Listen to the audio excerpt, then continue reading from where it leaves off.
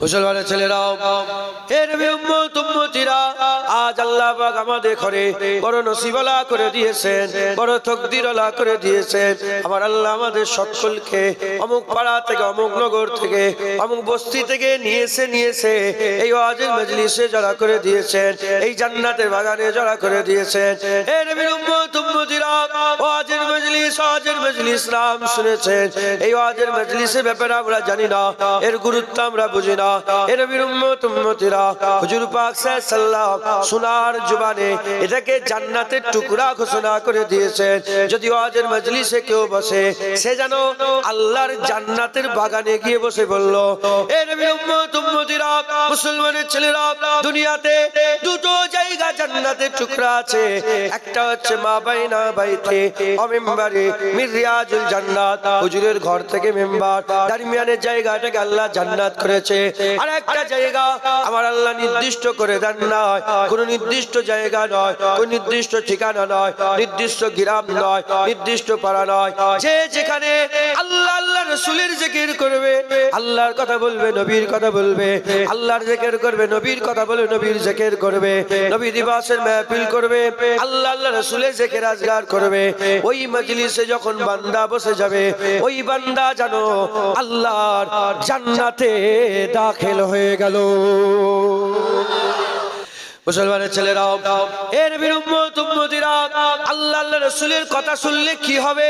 আল্লাহ আল্লাহ রাসূলের কথা শুনলে বান্দার দিলের মধ্যে হাল পয়দা হবে, বান্দার দিলের মধ্যে মহব্বত পয়দা হবে, আল্লাহ পাকের ব্যাপারে দিলের মধ্যে আরজু তামান্না হবে, আল্লাহ দিদার আরজু পয়দা হবে, আল্লাহ পাকের দিদারের আরজু পয়দা হবে, হুজুরের মহব্বত পয়দা হবে, হুজুরের দিদারের আরজু পয়দা হবে, আল্লাহর জান্নাতের আরজু পয়দা হবে, জাহান্নাম থেকে বাঁচার রাস্তা পাওয়া যাবে, হুজুর পাকের সাফায়াতের খেয়াল পয়দা হবে, হুজুর পাক সাল্লাল্লাহু আলাইহি ওয়াসাল্লামের হাতে হাউজে কাউসারের পানি পান করার আরজু তামান্না হবে। হে নবীর উম্মত উম্মতিরা, জান্নাতের বাগানে বসলে বান্দারা গুনাহ থেকে বাঁচতে পারবে, বান্দারা গুনাহ থেকে বাঁচতে পারবে, খারাপ থেকে বাঁচতে পারবে, নাপাক থেকে বাঁচার রাস্তা পাবে, বান্দারা সহি রাস্তা পাবে, সিরাতাল মুস্তাকিমের রাস্তা পাবে, সিরাতাল লাযিনা আনআমতা আলাইহিম দে সোহবত লাভ করতে পারবে। হে নবীর উম্মত উম্মতিরা, তাদের ব্যাপারে জানতে পারবে, আল্লাহর বন্ধুদের সোহবতের দিকে দিল রাগে হয়ে যাবে, দিল ওই দিকে টান পয়দা হয়ে যাবে। ওয়াজের মজলিসে বান্দা যখন বসবে, ওয়াজের মজলিসে বান্দা বসলে আল্লাহ আল্লাহ রাসূল হাসিল করতে পারবে।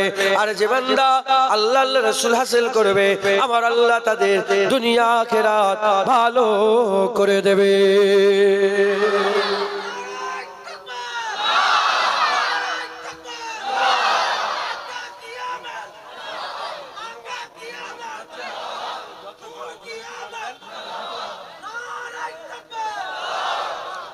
মুসলমান,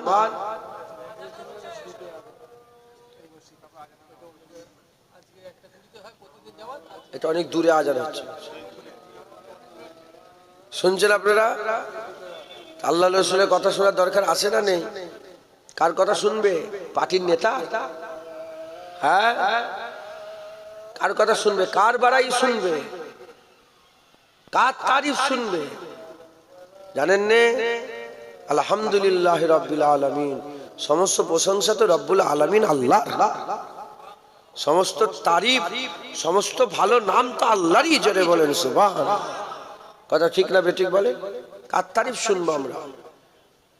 হ্যাঁ, দুনিয়ার মজলিসে যান, কেউ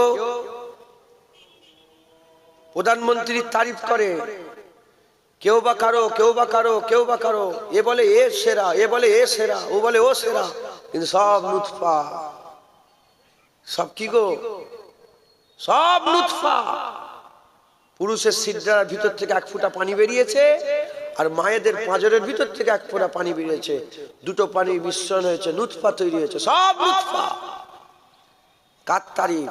তারিফ তো রব্বুল আলামিন আল্লাহ, প্রশংসা তো রব্বুল আলামিন আল্লাহ।